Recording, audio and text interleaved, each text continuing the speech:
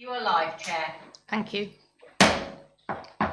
Good evening, everyone, and welcome to this District Planning Committee meeting, today, the 26th of February 2025. My name's Councillor Maddie Thompson, and I'm the chairman of this committee. Members, we're streaming this meeting live as well as recording, and by being present in the meeting, you are giving your consent to being recorded. During each item, please put your hand up to indicate if you wish to speak. I will then invite you at the appropriate time. Could I ask members to avoid approaching the top table, as this can create interference with the cameras and live stream. Please note that the YouTube live stream sound recording is dependent on the correct use of microphones. So can I please ask that when invited to speak, you remember to turn on your microphone and turn it off when finished. Please reference a page or paragraph number when referring to the agenda papers, and keep your contributions as clear and concise as possible. We do not have any fire alarm testing scheduled for today. If you hear the alarm, please exit using either of the two marked fire escape routes. Once out of the building, please proceed to the designated muster point located on the grass verge by the police station. Right, item 2 is apologies for absence. May I have apologies, please, Ms Hawken? Yes, certainly, Chair. The apologies we've received so far are from Councillor Bown, Driver, Durham, Hughes, Lay, Morley, Stamp, Stilts, White and Whiffin. Thank you, Jen. Thank you very much. Item 3 is minutes. It's recommended. Oh, sorry, I do apologise. Councillor Stevens. Can I give Councillor Siddle's apologies as well, please? Of course. Have you got that? Yes, thank you. I've noted that. Thank you. Minutes. It's recommended that the minutes of the meeting held on the 27th of November 24, found on pages 7 to 16, are approved as a true and accurate record. I so move. Do I have a seconder? Councillor Morgan, thank you. Does any member have any issues of accuracy to raise? So can we agree those by assent, please? Agreed. Thank you very much. Item 4 is declarations of interest. To disclose the existence and nature of any disclosable pecuniary interests, other registrable interests and non-registrable interests relating to items of business on the agenda, having regard to paragraph 9 and appendix B of the Code of Conduct for members. Members are reminded they're also required to disclose any such interest if they become aware should the need arise through the meeting. Any disclosures? No, thank you very much. So moving on, we have item 5, our application for tonight. This is land bounded by Maldon Road and Creeksea Lane, Burnham-OnCrouch. So if we could have the presentation, please, and then we have a public speaker, Mr. Houghton. Thank you, Chair, and good evening, members. This is an application for 5 new dwellings, or 3 additional dwellings to a wider approved scheme in Burnham-OnCrouch. The works include the 5 dwellings, cycle and car parking within garages, soft and hard landscaping, and infrastructure in lieu of the 2 previously approved dwellings. Now, the site lies to the southern side of Maldon Road and is outlined in red in this location here. Now, relevant to this application is, in terms of the affordable housing provision, is land to the south edged in blue, and that was land which was approved for 63 dwellings last year under Planning Permission 24002444 full M, and I'll come on to that later when I talk about Section 106 obligations. This is the proposed site plan. As I've said, it includes 5 dwellings comprising 3 5-bed dwellings, a 4-bed dwelling and a 3-bed dwelling, together with garages and parking provision on site. Now, the garage of plot 2, I'll get rid of that. I hope I haven't taken them away. Here has changed, and I've got a comparison site layout later on that I can talk to. But in terms of layout, that's the only change of note for you to consider. As well as that, we've got the additional brick piers provided here to provide more of a gateway entrance in this location. So moving on, I'll just quickly run through the elevations for each of the plot. So plot 1 is one of the 5-bed units, and this is one of the gateway sites on the corner of Maldon Road and Endeavour Way. This is the other 5-bed house, which is on Endeavour Way with the frontage on Endeavour Way. Opposite that is the 3-bed dwelling, the 4-bed dwelling, and then we've got the other gateway plot on the corner of Maldon Road and Endeavour Way shown here. Now, as set out in the report, the site benefits from an extant permission, and that was granted back in, I think it was 2015, but it was 1400356 full. And that included 2 large 5-bed dwellings in this location, and both of them were facing on to Endeavour Way. So whilst taking into account the recent refusal at the last District Planning Committee in November, weight needs to be given to this extant permission. And of particular note, both of the dwellings, so that they're handed versions on either side of Endeavour Way, both of the front elevations do face on to Endeavour Way, with the side elevation here facing on to Maldon Road. And that's relevant in terms of giving it a material planning weight.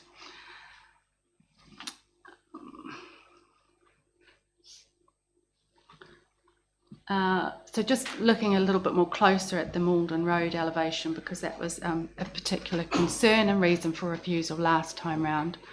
So following the previous refusal and the submission of this application, further revisions to the design of the elevations facing Maldon Road have been submitted, and that's to address the reason for refusal and to ensure that the Maldon Road frontages are well designed, resulting in attractive and active frontages. So the Tudor boarding that was of concern has been removed entirely from the gateway plots, that's plots 1 and 3, and to provide an elevation of cream render to the side elevation gable, and that extends to the plinths, and we've got coining, barge board round here. The bay window has been added at ground floor level, and we've also got sills and headers to add to these gable elevations as well in terms of design. These are the layout plans for both the refused application and the approved one. And as I mentioned earlier, to note here is the moving of the double garage in this location further back into the plot. I'll just run through some photos here just to update you, because things have been moving on apace on the adjacent site, and it's again relevant to this application.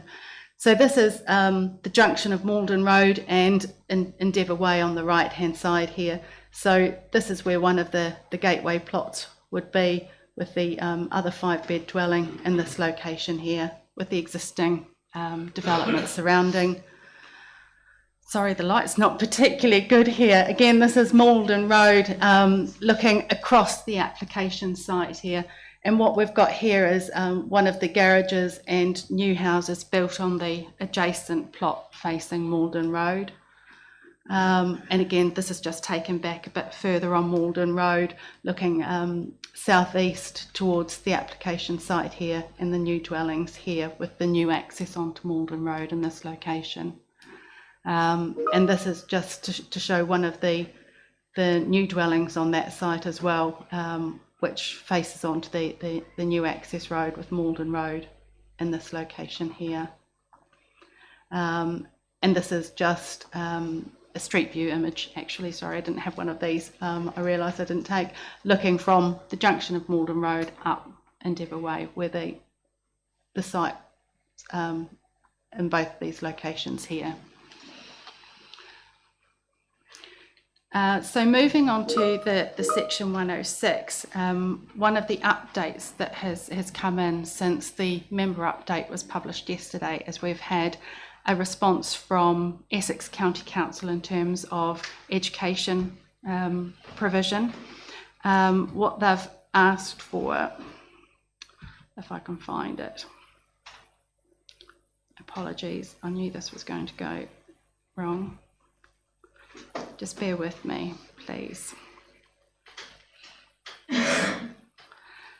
So Education has come back today and said that they would like education contributions for the additional 3 houses. So bearing into account that we've already got a section 106 for the 2 houses that have extant planning permission, Essex County Council has come back with requests for early years and childcare provision, and that would be to the sum of £6,444.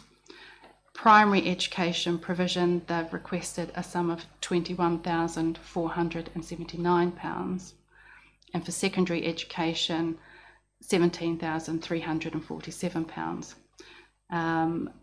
The other contribution they've sought is a contribution towards libraries, which is £233.40. So that's the only other update I had since the members' update was circulated yesterday. As set out here, we've got the NHS contribution sort of just over 1,200, RAMS contribution, and then affordable housing. Again, just touching on the affordable housing here, we have a situation where the developer has offered, in lieu of a commuted sum or on-site provision here, is a 3-bed rented house on the site that I highlighted before in blue. And that's one of the houses that was permitted last year in the 63 unit scheme. So what they're looking at saying is, well, they would take out one of the 3-bed units as a market home and instead make it an affordable rented home. Strategic Housing Services are very happy with that offer, provided that it actually goes ahead, because at the moment the registered housing provider has not yet taken it to board level, as I understand, so it doesn't have that final seal of approval. So what I've done in the recommendation, as I've said, we either seek an off-site financial contribution through the normal Section 106 process, which we would also then require for the RAMS, NHS and education contribution, or for the affordable housing provision, we would seek a deed of variation to that 2024 application, whereby we secure the affordable housing for this scheme on the lowest, on the site to the south, as an almost on-site provision, but not quite. So that's the slightly revised recommendation in the members' update. And also in the members' update, there was an additional condition regarding the condition survey for the Anglia water sewer as well. So I think that brings me on to the final summary for this one, where, as I've set out in the report, there's an extant permission on this land for 2 dwellings, which is part of the wider Barratt David Wilson Homes proposal. The design of plots 1 and 5 were of particular concern last time, and officers consider the design to be acceptable in this case, and now provides an active frontage both to Endeavour Way and also to Maldon Road. Impact on amenity last time was raised as an issue and was addressed at committee. We don't have any objections this time round from neighbours, and there have been talks certainly behind the scenes between Barratt David Wilson Homes and the occupants. Part of that did result in the garage moving slightly on site, but as I say, we've got no objections this time, and officers don't consider there's any unacceptable harm created here. So it's recommended for approval, subject to the revised recommendation with the either or option for affordable housing and the additional condition. Thank you. Thank you. So now we have our public participation. We have one speaker tonight, Mr. Ray Houghton, if you care to come forward, sir. Take a seat. Make yourself comfortable. And I just have to remind you that you have 2 minutes to speak, 2 minutes precisely from when you begin. Thank you.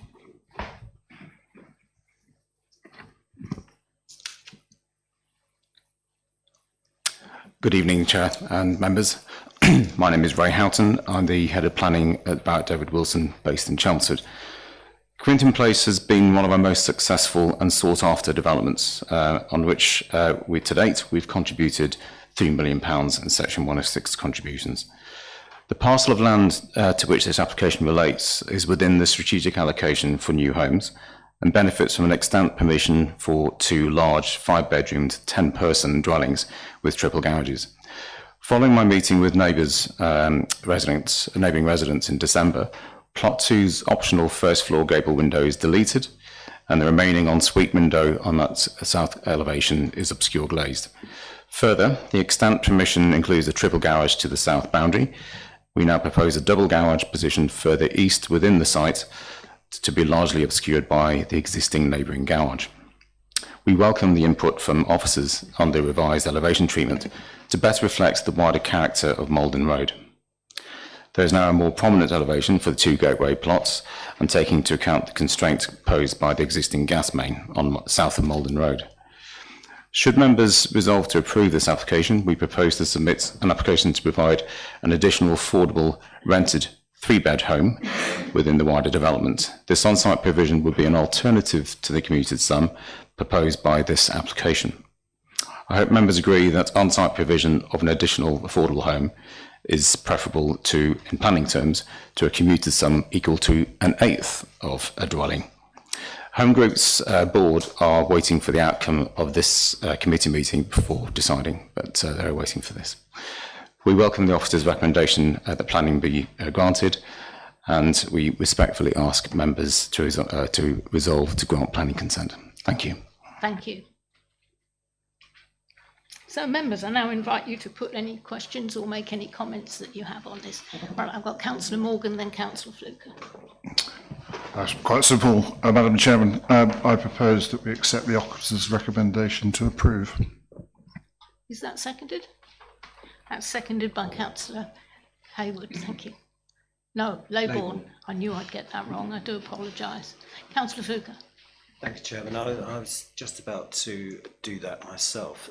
Chairman, I think last time we considered this, we seemed to get very, very concerned about the mock Tudor elements of the building. But the other day I stopped at the temporary traffic lights in Maldon Road, and there seems to be more mock Tudor there than Wolf Hall, Chairman. I mean, David Wilson Homes and have enjoyed a very good relationship with this council over the years. They always listen, they always go away, and this is absolutely no exception. Everything in my mind, they've done everything they can to mitigate both the members and the neighbours' concerns. And obviously, given the previous consents that have been granted for the site and the officer's recommendation, I mean, I don't think members can do anything else other than to support the officer's recommendation, because having sat through an appeal today, I don't think there'd be any chance whatsoever. So I'm delighted to support the recommendations, Chairman.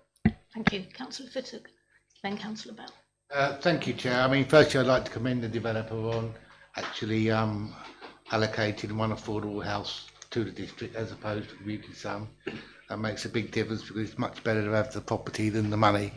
But I do have some ongoing concerns, not really directed at this development, but in terms of housing mix. I mean, we're told we've got a housing crisis. Every time I look at the data, it seems like we've got a housing mix crisis. I mean, why I'm saying that is because although this is found acceptable in planning terms, when we look at the actual breakdown, it's going to be over 31% 4 and 5 bedroom properties, which actually, compared to most developments in this district, is quite good. But our evidence that we have persistently says that we should not be exceeding 25% 4 and 5 bedroom properties. So I don't know who it's acceptable to. It might be acceptable to developers as a whole from a viability perspective. But if we're going to actually improve our opportunities for residents, then we need to focus on the areas of need. And looking at the statistics, there's a good table that's published by the government. When we look at table 254, house building percentage of dwellings completed, houses and flats, one thing sticks up like a sore thumb. All flats, national average, East of England average 16 to 17%, more than 5%. When we look at the other end of the need, the 3 and 4 bedroom affordable social housing, East of England 27%, England 29% for 3 bedroom, Maldon 16%. When we look at 4 bedroom affordable housing, East of England 4%, England 4%, Maldon 0%. So the 2 areas that we need the most in terms of, shall we say, lower quartile housing, which will actually help to reduce the housing register, and affordable social housing at 3 and 4 bedrooms that increase the churn, which again reduces the housing register. Those 2 areas we're failing badly on. So I just think it's something we should be taking away to say, let's focus on the detail. It's not the numbers of houses you build, it's what you build and where you build it. Thank you, Chair. But I do support the application. I commend the developer for stepping up and actually meeting the need for one family. Thank you. Thank you. Councillor Bell. I also want to commend the developer for the offer of the deed of variation. I loathe commuted sums for obvious reasons. They usually don't result in anything of any use to anybody. So really pleased about that. Ms Bradley, would you be able to just show us the photographs of the entranceway, please, with the ones where we can see the mock Tudor? Because I also, like Councillor Fluker, have been stuck at those traffic lights and I won't say what I'm really thinking, but I also recall Councillor Fluker saying at some point, why aren't the bigger developers subject to the design standards? If an individual came along wanting to, or similar, excuse me if I've got your words slightly wrong, but if an individual came to the council and proposed one of those mock Tudor frontage houses, we would say no, that doesn't fit with our design principles. But here we are, it's got past it. Well, here we're not, as Ms Bradley tries to find my apologies, I'm having trouble with the mouse. Find the photograph. But I mean, this is on us, we've obviously approved it at some point, we've seen this design and approved it, but I'm just wondering whether one of the new properties might obscure that just a little bit.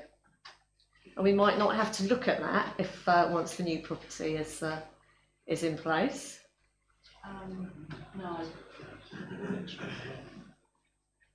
I mean, if we, in a sense, damage is already done because that's what we're looking at on the Maldon Road, isn't it? But I wish we'd picked up on that earlier, but nevertheless, it is what it is. And yes, broadly, I have to agree with approval. Thank you for indulging me. Thank you. Councillor Stevens. Thank you, Chair.